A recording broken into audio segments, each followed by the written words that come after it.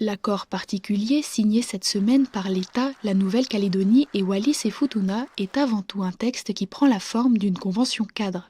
Issue de l'accord de Nouméa, la loi organique de 1999 prévoit d'encadrer les relations entre la Nouvelle-Calédonie et le territoire de Wallis-et-Futuna.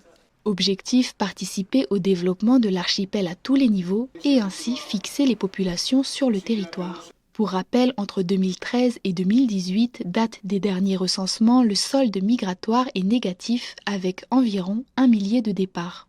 L'accord particulier, c'est aussi une date, 2003.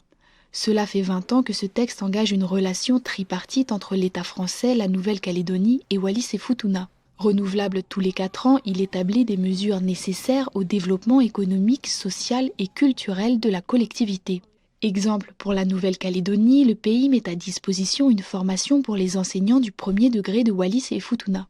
Autre mesure phare, la desserte aérienne entre les îles de Wallis et de Futuna est assurée par la compagnie Air Calin. Financièrement, l'État contribue à hauteur des besoins estimés par les politiques publiques. La Nouvelle-Calédonie s'engage quant à elle à verser 200 millions de francs entre 2020 et 2024.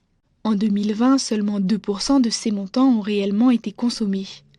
Des dangers pèsent sur l'accord particulier, il pourrait être revu si l'accord de Nouméa est modifié.